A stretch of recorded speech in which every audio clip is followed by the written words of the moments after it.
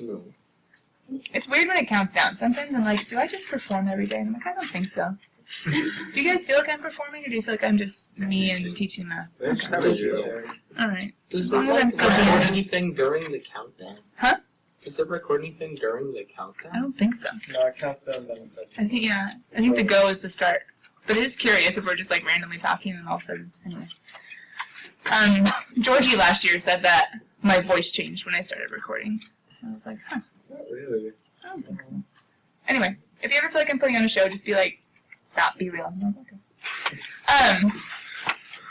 Anyway, I don't know.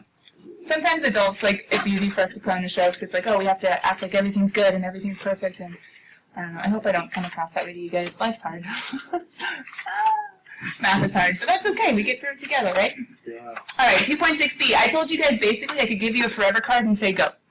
Oh, shoot. What? Yeah, but you... I could basically give you a forever card, but that's not how I teach, right? Yeah. So we did some pre-cal reviewy stuff that we wrote down yesterday. Period 6.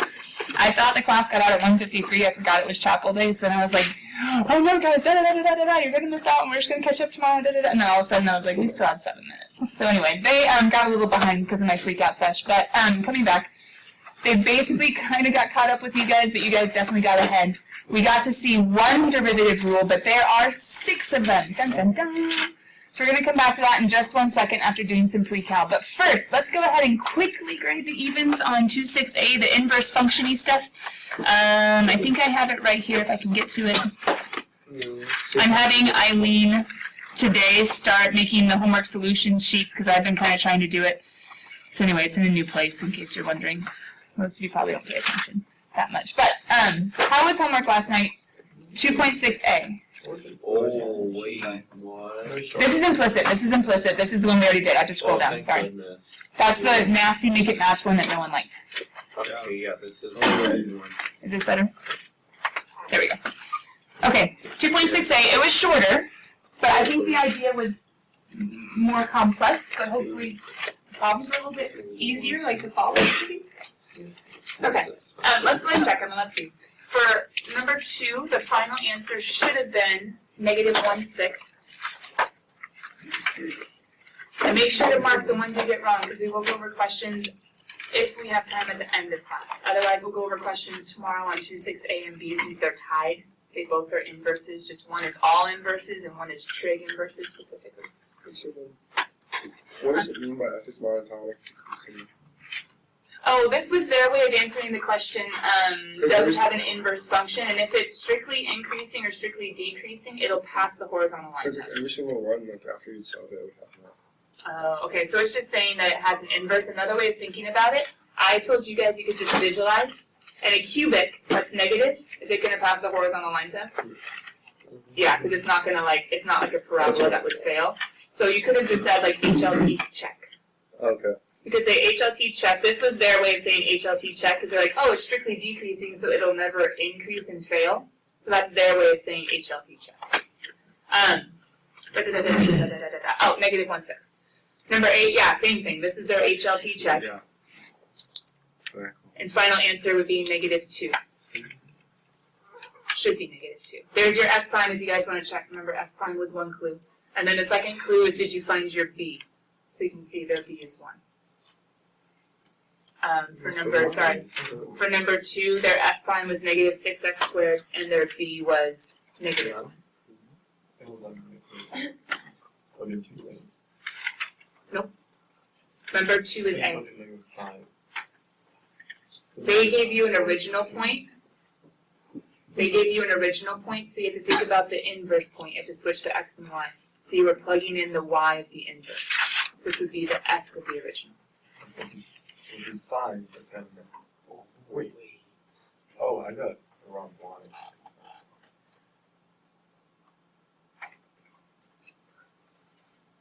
Yeah, 1 is your b. So when you plug in, you get 1 over -2/4, which is 1 over -1/2, and then flip it would be -2. There's F prime of these, so let me see it. Number 10, F prime, 1/2 x minus 4 to the -1/2, but rewritten. Is right there. HLT works for the domain, x greater than or equal to 4, which is why it says it's good on its domain. That's okay. B was, what was B? 8? B was 8, and then we just plug in and we get 4. Plug into 1 over f.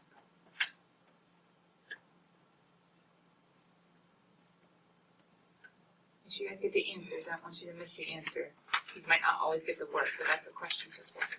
What was 10 was 4. B was 8, and f prime was 1 over 2 square root of x minus 4. Okay, here's 12 and 20. Yeah, let me give you a second. So for these ones, was it like the type that we did yesterday where they like already gave us the answer?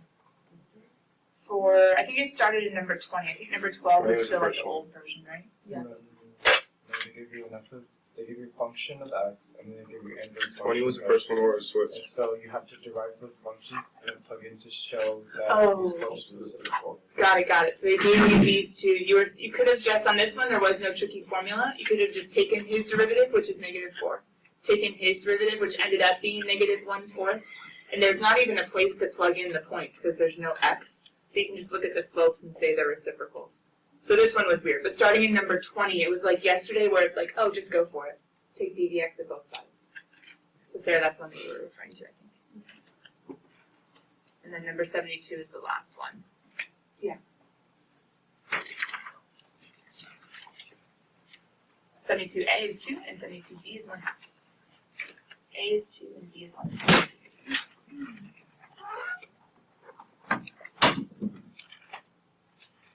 Okay.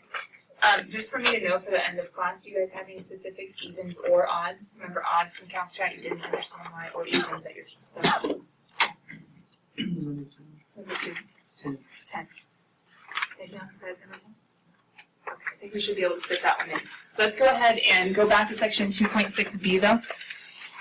Just because I don't have the book specifically yet, but I'll get it ready.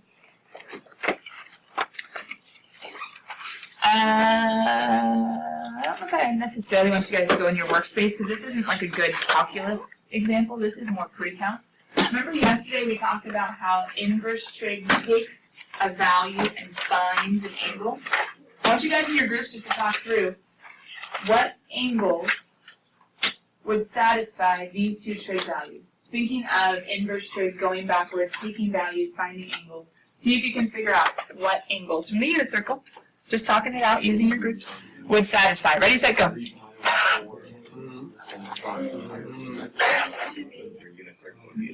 Alright, you guys are still talking it out, but I think you're close. I have the book ready for number 10. No. Because, yeah,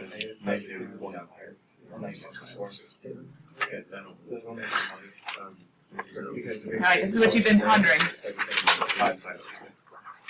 What did you guys think through in solving for theta? That's also what you're finding, right? Theta equals, trying to figure that out. What did you think through? Must be a tangent. Tangent inverse, which is basically saying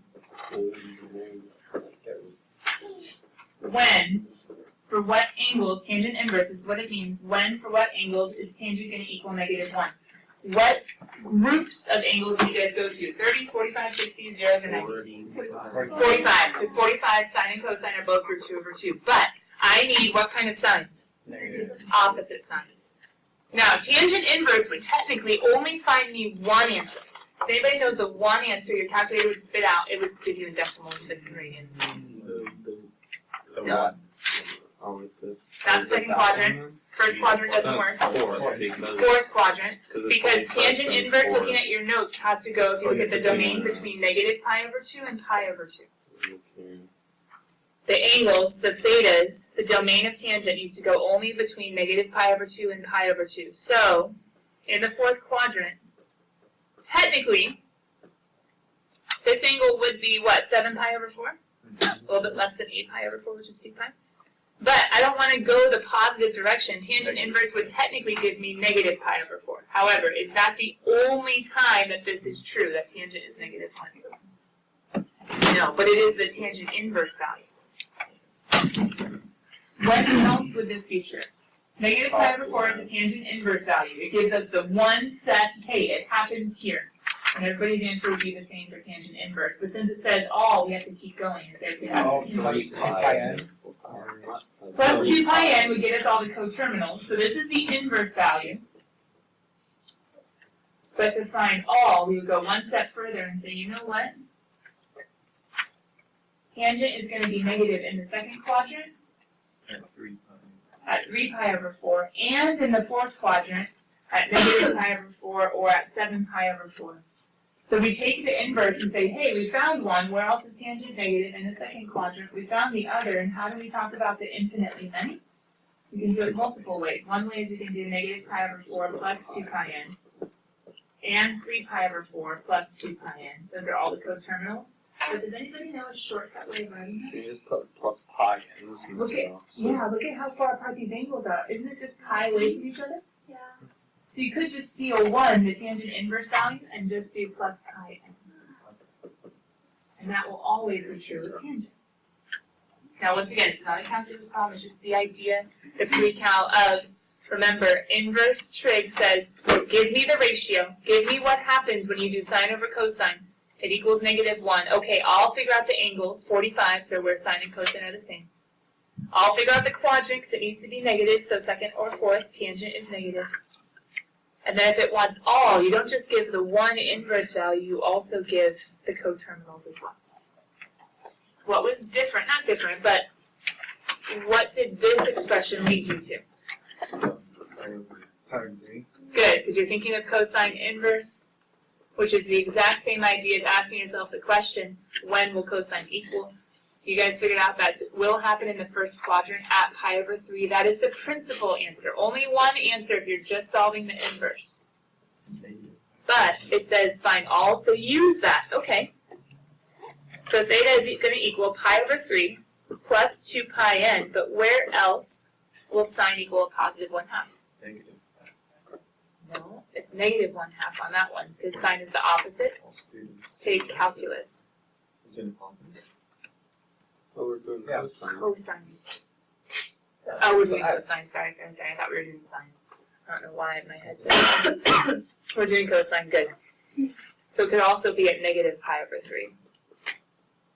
Now you could have gone the other direction, but do you guys see how? Oh, plus or minus pi over 3 are the answers? Yeah. So you could technically do the plus and then do the minus, or you could just say, okay, to make it shorter, plus or minus pi over 3. Plus 2 pi n, which will always be for cosine, because cosine is an even function, so what's on one side, 0 to pi over 3, will be on the other side, 0 to negative pi over 3. Anyway.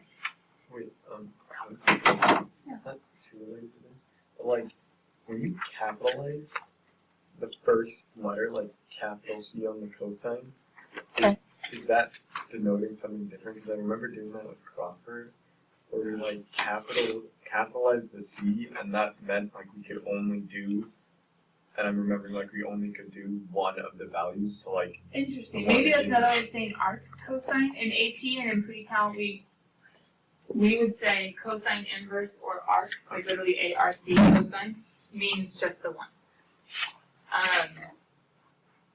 Interesting. I haven't seen the capital letter, but I would imagine different books have different ways of making you think about just the one versus the all.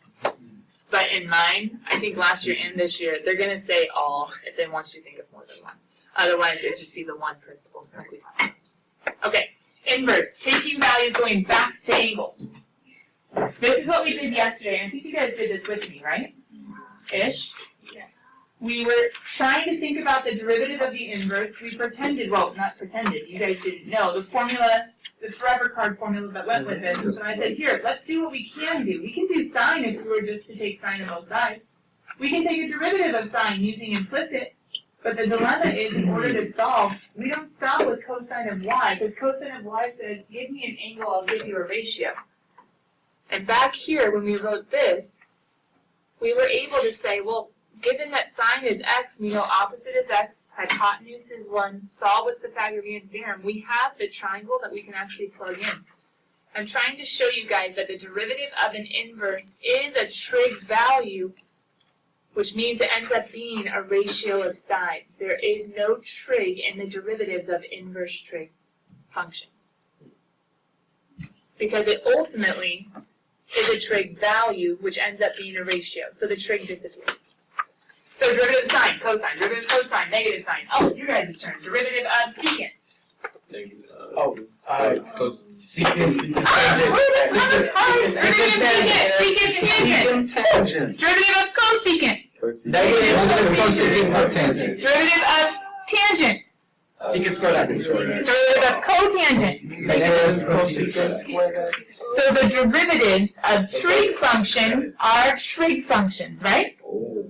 But the derivatives of trig inverse are ratios. With x's and ones overs and all sorts of things. Let's do another one and I'll show you. We'll come back to the rubber part. This one is a tangent inverse of u. Don't worry. This is a tangent inverse of u. So not only are we going to find a formula, but we're also going to find the formula when dealing with u's. And then we'll get the forever card down. You guys can go ahead and start using, memorizing, etc. Yeah. Go team. Yeah. What's forever 16? I got you. Okay, good, because I don't remember Thanksgiving. I think I missed It was probably e to the x or ln. 16? I feel like it's something exponential logarithm. I think it was e to the x. It is the root of exponential function. Oh no! Did you misnumber? I must have. Did you put 250? Wait, do you have ln? Wait, ln to the x? Oh, I didn't put a number on chain rule. Wait, do you have ln x? Escape when you're in my household. ln no. x and u to the x. Oh. Alright, as you guys are That's talking ln. about whatever, I'm gonna go ahead and start taking tangents. Yay! So the next one is. Alright. I love math. Okay. Right this second, you do not, most of you, know the derivative formula for tangent inverse. So, what could we do? The derivative of tangent. So if you tangent of both sides, I can rewrite this as tangent of y equals 2x. This is ultimately me undoing or using the inverse idea. So when you multiply the tangent, it cancels out the tangent. Yes. And technically I'm not multiplying, I'm taking tangent of both sides, but it's still the algebraic, what you do to one side, do to the other. Yeah. So tangent of tangent inverse. A function and its inverse always cancels out. So the way to undo ln is with e to the power of. The way to undo a square root is with squared. The way to undo tangent inverse is with tangent. Take a derivative. We know the rules for both of these sides, right? We didn't before, but we do now. If you ever get stuck, technically, on a trig function, on a trig inverse, you could technically take the trig of both sides and then do implicit. You would just have to figure out how to use this triangle to solve. What's the derivative of tangent of y? Oh, you guys just told me tangent squared. Secant squared of y times? U idea. Good, you find the idea. Derivative of 2x. 2.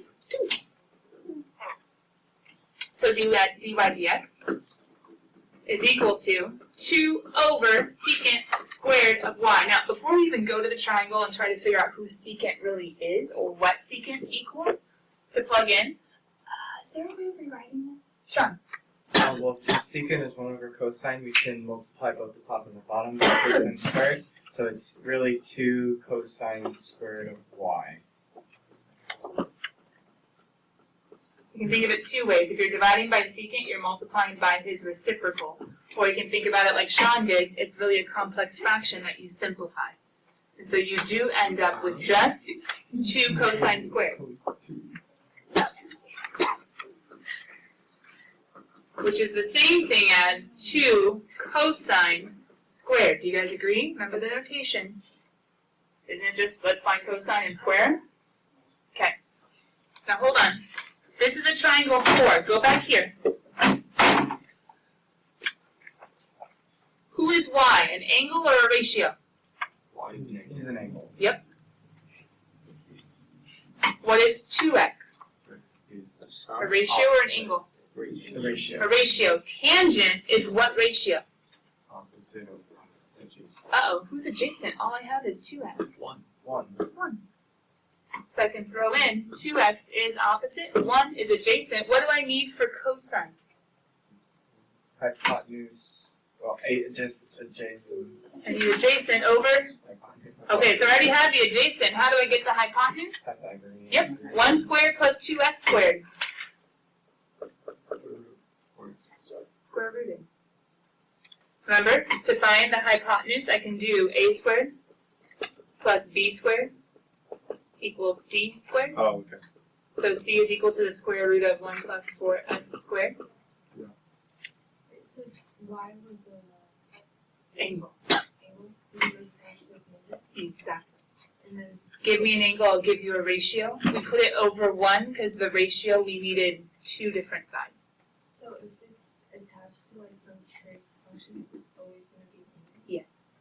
Yes. And if it's attached to, check it out here, Sarah, if it's attached to an inverse, it's always going to be a ratio. So the 2x was the ratio, the y was the angle. Who are we trying to find again? Oh, cosine!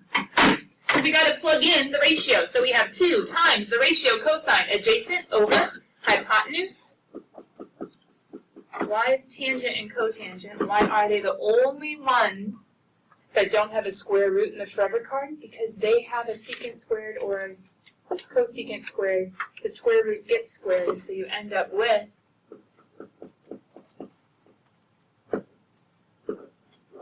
hold on. You guys haven't memorized the forever card necessarily yet. Can you figure out how we could, if there was a forever card rule, how we could get to the answer without any of this work? Can you figure out the rule? We're given y equals tangent inverse of u. There is a rule that'll let us jump to the answer. Would it be u prime? No, it wouldn't be. No. Well, you have to Oh, take u the prime. inside, because the inside's on the top. Okay. Oh yeah. So it'd be 1 over. 1 over. The derivative of u goes on top, because, right, u prime is 2. It'd just be 1 plus. 1 plus, who got squared? U squared. That's the formula. So if you memorize the formula and if you never forget it, can you jump straight to the answer? Yes. If you don't memorize the formula, do you have a way out? Yes. No, because I won't That's, remember this. well, I'm just saying. There technically is a way out if you remember. Gosh. Ready, set, Right, just let forever it go. card number 8. C. Correct. Since I'm doing it right now. That's fine. I'm getting, since this red dotted mess is kind of messy, I'm getting my yellow highlighted box as you guys write it down. There are 6 different rules. I'm going to get out the yellow highlighted box to separate them because they're all messy right now. I apologize. Isn't this going to get exceptionally messy when you're doing it with other rules? Like product rules or something? Yeah, but you're assuming they're going to give you product rules in an inverse trig, which they might, but not necessarily. In homework, they'll probably give you nastier ones than the AP necessarily would. The AP just wants to know, did you memorize your rules for these ones, usually. Because I feel like you need a whiteboard to do it if it gets big enough. A whiteboard, huh? Or, Whiteboard would be nicer. Don't lie. that's what they do in like sciencey places. They always have a big They have a chalkboard. chalkboard. Yeah. You need a chalkboard. And they do like a bunch of integrals. To You just Chalk make is so much harder to erase. wall just a chalkboard. Is it actually? That'd be so sick. Yeah, that wall can be a chalkboard. Actually, people walked in and, or who was it? It was Mrs. McCrae. She thinks I should get a smartboard attached to the wall in the middle over there, move my whiteboards on either side of the smartboard, and then she would give me whiteboards she doesn't need, so I'd have whiteboards there and whiteboards there and the smartboard in the middle, and then all the chairs would be pointed that direction. See, that would be cool, except Actually- you have to do all the. No, honestly, That good idea. configuration is not bad. That would be pretty sick. Enlist your students to do the labor. The problem is, you see this app right here? Just This twist would it. have, because this distance would need to be maintained. Hopefully the shape that Well, I mean, Shake out. So it is an idea. What do you, I don't know. no, why do Think about it, smartboards rely on projectors? But I can't. I've never Because seen there's that. no projection I've never system seen built that. in. easy to imagine. This No, is but just a sensory board, it's just like a touch board. No, but that just This seems game wouldn't say So old. it's chairs. Well, yeah. or secant inverse. What does that one say? Secant inverse has, oh, sorry. This one is 1 over the absolute value of u Oh. times the square root of u squared minus 1 times u squared. It was Wait, that is value, I think. spicy. Is this all? It is kind of spicy, but guys, look. Look One at sine inverse and tangent inverse. Don't both of them start with 1? Oh, yeah. So 1 minus u squared, 1 plus u squared, the sine inverse has a square root. Secant inverse, he's nasty anyway. He has an absolute value of u. He's a nasty function because we just don't usually like secant or cosecant. Just think of, he's all messed up. He has the absolute value and he's all switched around. Also, it's going crazy. It's bad a little bit. Okay, we got this. This is forever number, I think 18, right? Because 17 was derivatives of inverses. Are we gonna use this to derive some equation about planetary No. move? Where does he, the last one? The C? There's Is a that, big move is off. that, multiplication or subtraction? Multiplication. Oh, for this one? Yeah. This is it. Multiplication between the absolute value and the square root, but subtraction under the square root. Okay. You sure you don't? If it was with an X, would you just delete the prime Yeah. and then? Tyler asked really quickly, what if it was just an x and not a u? Guys, what would u prime be if u was x? 1. So in essence, the rule still works. You would just have times 1, and like whatever. You guys notice that sine inverse and cosine inverse are very similar, true? Well, that makes sense because their derivatives kind of work the same too, except for the sign. Oh, same thing here. Tangent inverse and cotangent inverse. They're very similar. Oh, hey, their derivative rules are similar. Tangent is secant squared. Cotangent is negative cosecant squared. Just the signs. Oh. Maybe I will be studying these on the Secant, field. good idea. Secant inverse and cosecant inverse. Secant inverse and cosecant inverse. They're very similar, just the signs. So you really only have 3. And know their co-functions have the same derivatives, but with negative. Okay. I want to make sure you guys have them down, but as you have them down, or when you have them down, we are going to practice till the end. Let's see, what do we got? Ooh. We have plenty of options of practice, but we're not going to get through them all. We'll get through as many as we can. You ready? Let's do an easy one first. Okay. Oh my. Wait, we just did We just did this one! Wait! Don't do it again. I just showed you the rule. Let's just see if you guys now can avoid all of that work and just plug in. If you want to write it, you can. You don't have to. Who is you? 2x. What's my rule? The derivative of tangent inverse, read it to me from the forever card. 1 over 1 minus times. Do we get to the exact same thing that we did a second ago? It's a lot easier if you know that. And if you don't know the rule, well, learn that triangle. Alright, let's do something different.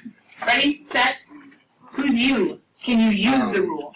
Yes, Can you use the rule? I mean, it works for any word with a U sound in it. So. Let's see. I would make you x to the -1 just to save on time, but that's just me. Wait, let me I check use my rule. quotient rule if you would like. Let me check my rule.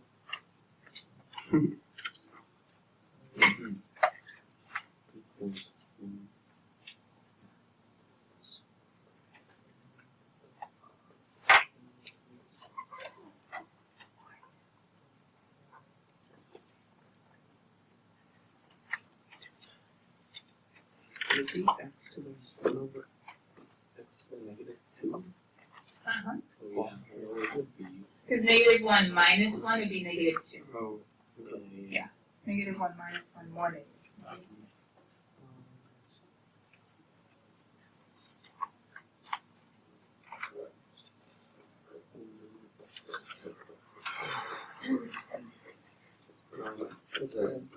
For the U squared.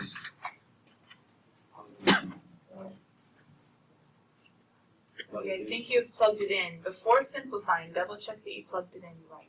1 over the square root of 1 minus u squared times u prime. For u prime, you could have done the quotient rule. You should have also gotten -1 over x squared.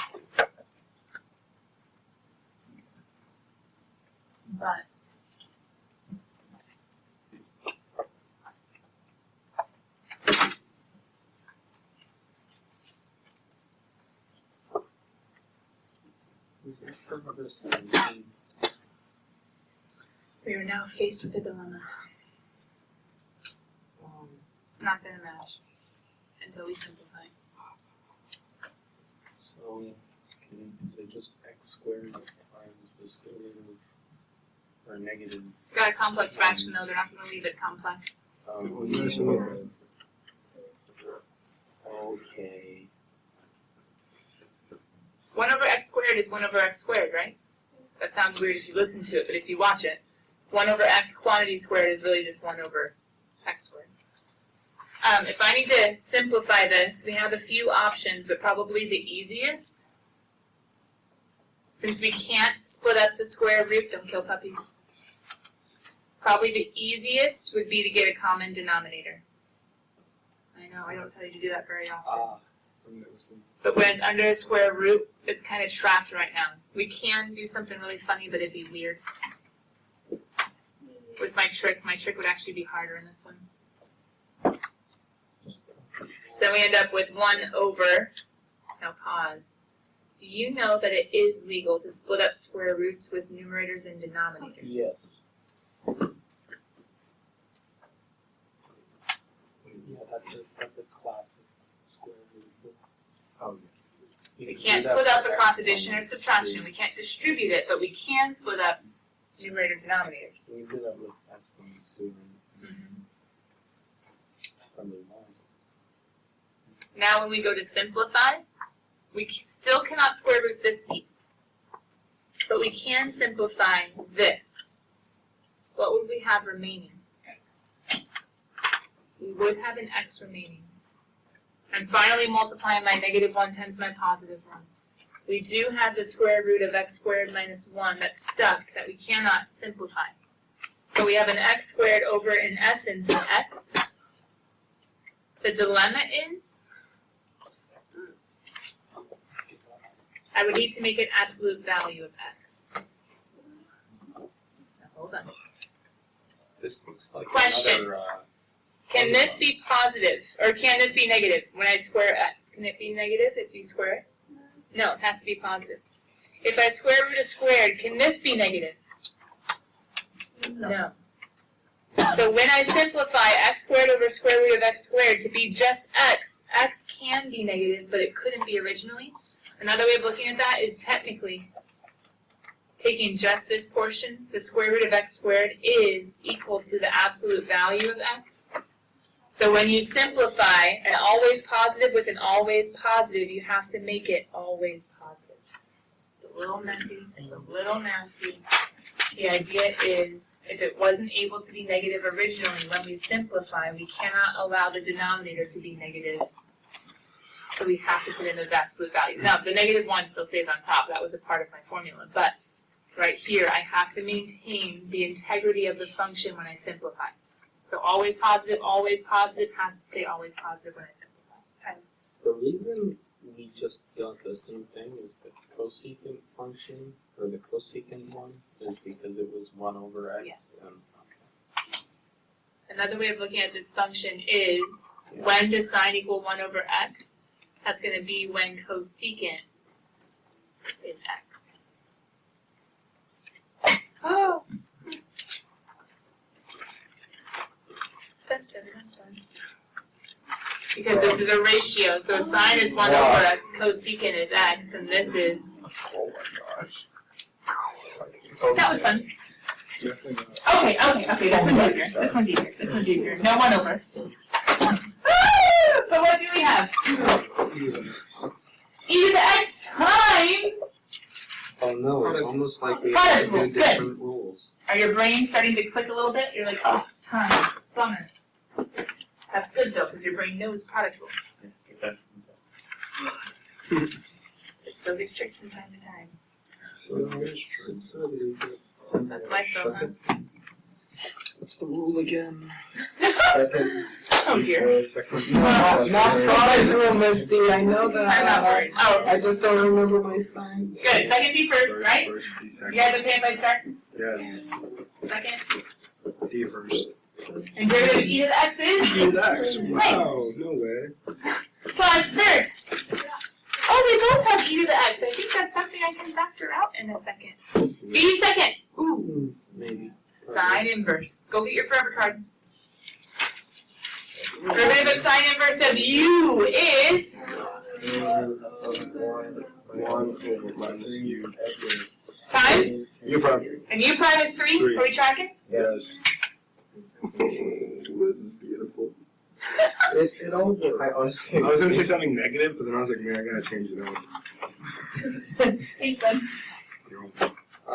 Sometimes it's a choice. I don't really know where to simplify them. Like how to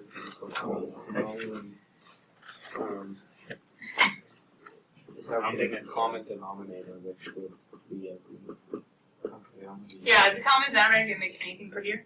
no. So let's just say this is right, and if you need to, you can make it match further. Sound good? We have those. Because it's Remember, it's two big terms. One big old binomial, but it's not truly a polynomial, but that's okay. Could you get it simple? We have two terms, and both terms have an e to the x. Can't pull out that 3, it's stuck inside the sine inverse, so I can't do anything with the 3's, but if you needed to, I suppose you could combine that with a, but they're not going to rationalize, and they're probably not going to common denominator that. It's not going to help anything. Can we do inverse trig even in a product rule? Yeah. Yes! Can, oh, that's anticlimactic. Can we, oh, that's not going to be too bad, No, is it? that's just the formula. Yeah. Because the formula just says, has anybody memorized tangent inverse yet? No. 1 over 1 plus U u squared squared times times u. oops, No, these aren't that bad. u squared times U prime. u prime. So ready?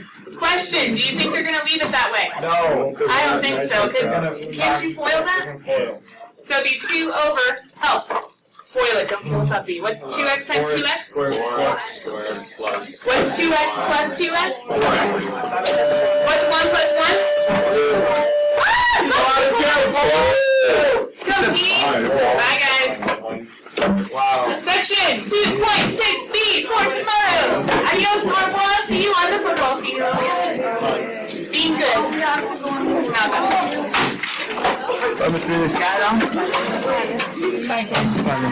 Adios, au revoir.